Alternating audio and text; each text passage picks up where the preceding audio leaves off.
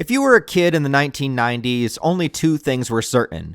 One is that you wouldn't be able to keep your Tamagotchi pet alive longer than a few days, and two, you had an awareness of an extremely niche and adult-oriented comic book character named Spawn.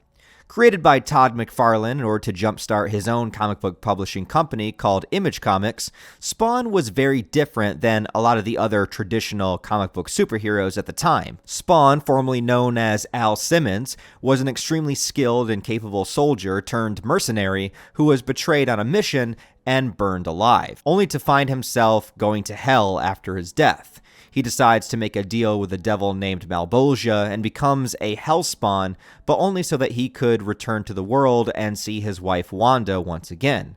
Obviously, deals with devils are never what they seem, and Al is sent back to Earth, but 5 years later, and now his wife has moved on, has a kid with another man who just happened to be Al's best friend. While Al himself is now a charred, burned, walking corpse that's equipped with a powerful suit and cape that gives him a ton of supernatural abilities, but he remains tormented by his past, his decisions, and his desired life right in front of him, but being completely unable to obtain. All the while, the series itself deals with concepts of heaven versus hell, various demonic monsters, equally evil human characters, including child murderers, with a dark and bleak tone focusing on a main character who is dealing with intense psychological torment and barely knows who he is or what side of the spectrum that he wants to fight for. Which, yeah, sounds exactly like the kind of series you would be interested in if you were a kid. Well, kinda. If you were around at the time, you understand what I'm saying, because Spawn was this mysterious adult superhero that captivated the interest of kids at the time due to it being so taboo. We knew it was something that we shouldn't be reading or watching, which only made us want to see it more. And none of that could be more true than when it comes to the Spawn animated series on HBO. Taking a brief step back, my first exposure to Spawn, like many kids at the time, was the 1997 live-action movie starring Michael Jai White. This was shortly before the big superhero movie boom that we would have, and the only other superhero movies at the time were Batman and the Christopher Reeve Superman movies. We didn't have a lot of options. The Spawn movie is definitely not what you would call, good, but it's not the worst either. Well, other than the CGI, which is abysmally bad. But I actually think Michael Jai White does a really good job in the role, as well as John Leguizamo as the clown. He kills it. I would say John Leguizamo as the clown should still, to this day, be considered within the top 10 most accurate comic book portrayals of a character. He's nasty, disgusting, funny, intimidating, all the while the makeup and the fat suit giving him the perfect look. This is honestly fantastic. But 1997 was certainly the year for Spawn because not only did the movie push the title into the mainstream, but it was also the year that the animated series premiered. And this was a big deal. Unlike the movie that toned down a lot of the darker aspects of the series, the animated show doubled down on it, making this specifically for adults only. It aired on HBO, which at the time was a special movie channel that you had to pay extra for. My parents never had it, so whenever I would go to a friend's house that had HBO, it was a big deal. Movies were aired in their entirety with no commercials and completely uncut, which means you could see blood and boobies in all their glory. Just there, on TV. I can't overstate how wild that was when you were a kid, and you were used to regular cable and Nickelodeon shows. Spawn also aired super late in the night and exclusively on HBO, so even being able to see it was a novelty. I remember hearing about it as a kid and other kids talking about how there was blood and swearing and sexual things going on in the show. It was like this underground thing that would be discussed in class, and who knows how much of us actually even saw it or just heard about it. It was kind of left to our imaginations, and the curiosity got to us all. Then one day, there it was. At the video store was a VHS copy of the Spawn animated series. I asked my dad to rent it for me, and well, I was not prepared. Actually, I remember being a little bored by it when I was a kid, which makes sense because there's a lot of existential dread, Spawn going through psychological breakdowns and PTSD, and a lot of characters standing in the shadows just talking. There's not really a lot of vibrant colors or a ton of action scenes that would appeal to a kid. It was definitely a show that was made for adults and adult sensibilities. So at the time, I think I convinced myself that I liked it even though it didn't appeal to me. and it shouldn't have. I was like 9. But when I got older, I periodically went back and rewatched the show, and I truly think it's an incredible adaptation and ahead of its time. I have just rewatched it once again for the first time in many, many years, and I feel confident saying that this is one of the best animated series released on an American network. Back before adult animation was more common, it was truly an ambitious idea to cater your comic book adaptation towards a more mature audience, and a lot of really great talent aligned in order to make this thing happen. The first season roughly adapts the first few issues of the comic book, but makes some changes, especially when it comes to the more comic book-like aspects of it. And what I mean by that is, minus Spawn being what he is and the clown character watching over him, the Spawn animated series is a lot more grounded in its reality. There's no scenes that take place in hell, there's no over-the-top battles, there's not a lot of fantasy elements here.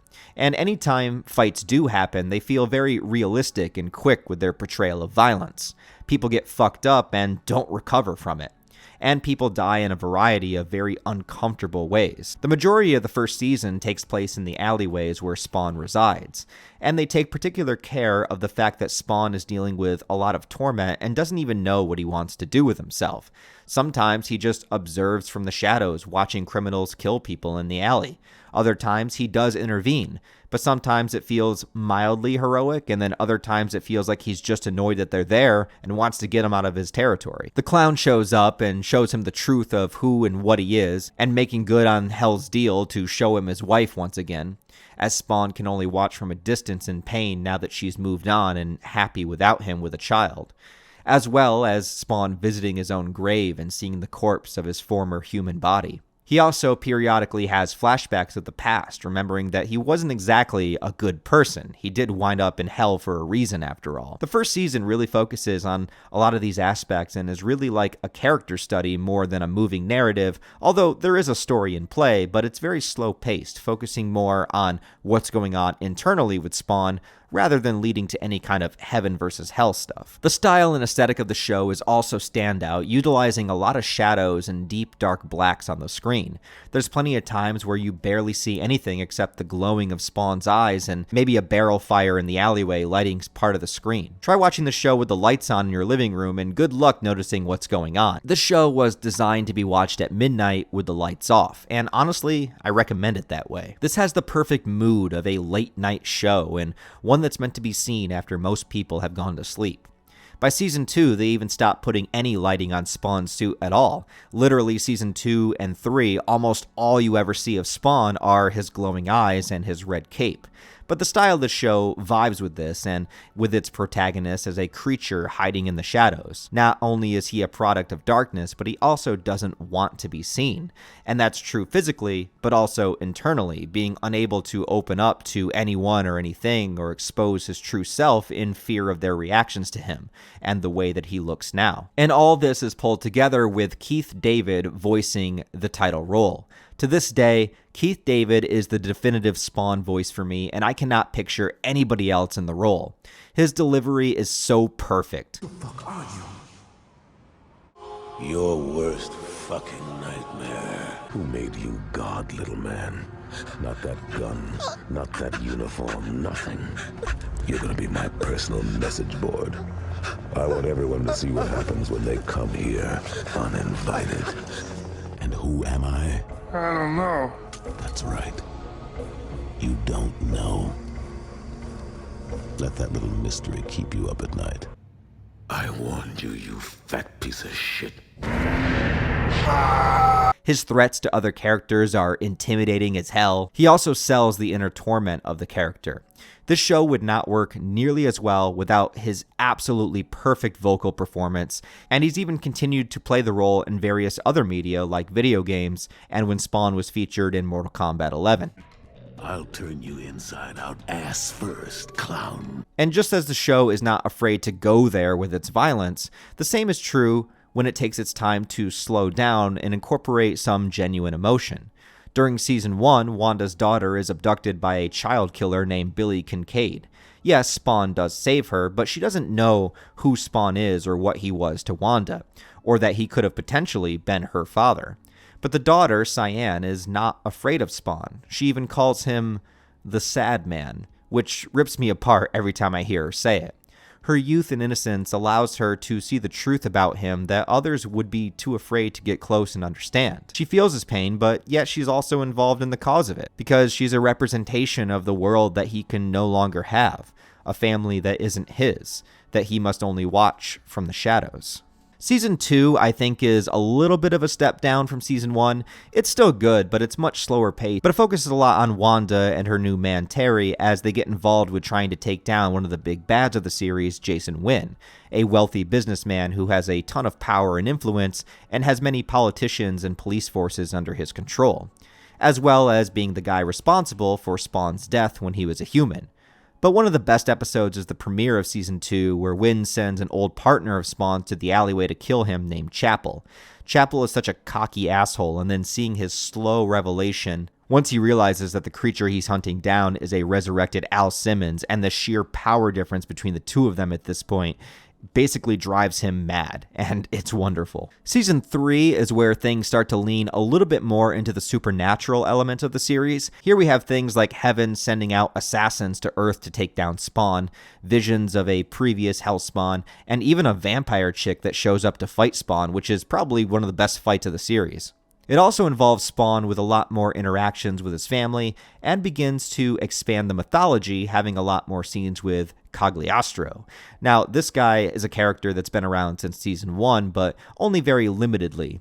He would show up and give Spawn some kind of cryptic message or warning, and Spawn would tell him to fuck off. But here in Season 3, his past is revealed a bit more, and he works kind of like a mentor or cautionary tale to Spawn himself. But another really great storyline this season is with Sam and Twitch. These are two police detectives that, again, have been around since Season 1, but in Season 3, they get a lot of screen time and a lot of development. Twitch double downs on his investigation of the mysterious man in the alleyway with burned skin and a shroud, and basically discovers that it's Al Simmons purely by his own detective skills, and he goes there to confront him, completely unafraid. He's also part of a betrayal within the police department that he narrowly survives, which leads him and Sam into uncovering who betrayed them and having a really satisfying conclusion in the subway station. But here's the downside. The Spawn series is very short. Each season is only 6 episodes long that are half an hour apiece, so there's only 18 episodes in total, and Season 3 was the last season released, but it was never intended to be. And there are so many plot and story elements building up in Season 3 that have such incredible promise, but we never get any of it. Whether it's Heaven sending more assassins, the idea that Heaven might be more complex than we think it is, even willing to employ vampires to do their dirty work, and the biggest revelation, which would be a huge spoiler if I told you, but it involves one of the few encounters Spawn has with Wanda. It leaves off on such a cliffhanger that is just begging for more of the story. The final episode of Season 3 was never created to be a final episode. It leaves off on a tease for what's to come, but then the show was canceled. And it sucks. Still to this day, it annoys the hell out of me. Season 3 was so good and expands on so much of the lore, adds so much potential, and then it all just goes away. There's some mixed information out there about why it was canceled, but it seems to be a combination of a few different things. Some of its creative team leaving during Season 3, lower viewership by Season 3, and most prominently, HBO was a network that was prioritizing its live-action shows like Oz and The Sopranos. Sopranos is amazing, you should definitely watch it, but why can't we have both? 2D animation continues to suffer, and it's only gotten worse over time. The time and effort and budget that's needed to create these kind of animated shows, well, it's difficult, and it's just not in the cards for a lot of studios and requires a ton of work from the animators, especially a show like Spawn that has a very specific aesthetic art style to it. You don't see stuff like this anymore. Nowadays, it just feels like every animated series looks exactly the same and is animated in exactly the same way. Sure, you can still tell a good story, but I miss when shows had a very specific identity to them in their art style. At one point in the mid-2000s, it seemed like a revival was on its way called Spawn the Animation, even with some promo images and a logo, but ultimately, that never got produced. In fact, as much as there was Spawn media in the 90s, ever since, the franchise has struggled to get off the ground in any media besides its comics. For years, and I mean years, like decades, Todd McFarlane has been trying to get a new Spawn movie made, and at least once a year some article comes out talking about it, but it never actually happens. It's always, new Spawn movie is coming, new Spawn movie soon, this studio has the rights to the Spawn movie. I've been hearing this shit since the mid-2000s, and at this point I'll only believe it once they're actually in production. They even confirmed once that Jamie Foxx was going to be cast as the character, and this was back in like 2017 when we first mentioned it. Honestly, I don't know if this thing is ever going to actually happen, but it's wild to think about, that since the Spawn movie in 1997, the superhero boom took the world by storm, and there's been no Spawn movie. And sure, Spawn isn't a traditional superhero, and maybe you can't even really call him one, but you would think if there was any era of movies that you would attempt to do this, it would be now, to bring the character back into the mainstream consciousness. But I don't really care about a movie at this point. I want a continuation of the animated series. This cliffhanger at the end of season 3 has bothered me for decades now, but it's been about 25 years since the show has ended. So you could have literally been born when it ended, grown up, and had your own kids by this time, and they still haven't made a continuation. So I think we need to face it, this show is never coming back, and it's never getting an ending. But for the 18 episodes that exist, I do think it's a true testament of creativity and adaptation of a comic book that has its own really unique style that stands out. It's also a representation of a different time. In many ways, it feels like Spawn should exclusively exist in the 90s, as it's a 90s thing, and I feel like he makes the most sense there. I mean, do you really want to see Spawn in a world of smartphones and social media? Or do we want to see him in those dark, dank alleyways in the 90s and just remember a time where animation could be haunting, disturbing, made for adults, and give us this sense of terror when we think of what we could be missing out on at midnight and a dark and stormy night when there was no streaming, but just a channel that believed in doing something a little different. But anyway, speaking of, we do live in the modern era and streaming does exist, so if you've never seen Spawn, it is available on the HBO Max streaming service that you can binge at your leisure. I highly recommend going back and giving it a shot if you've never seen it. I know a lot of younger viewers on my channel might have missed out on this series, and I think it's something that's worth going back and checking out. Just keep in mind it was canceled before it ended, so you're going to be disappointed with the final episode. But anyways, guys, what do you think of the Spawn animated series from the 90s if you have seen it? What do you think about the way it was done, the way it was filmed, or just the vibe, style, tone of it? What did you want to see happen after season 3 ended? I know there is so much potential, especially when you go with the comic book storylines. There's a lot they could have done for a season 4, but I want to know what you guys think. So let me know what you think of Spawn down below in the comments. Don't forget to like the video if you enjoyed it, and subscribe to the channel for more reviews on random shit that I love. Anyways, guys, thanks for watching this video. I appreciate you all, and I'll talk to you next time. You're about 2 seconds from wearing that smile around your ass.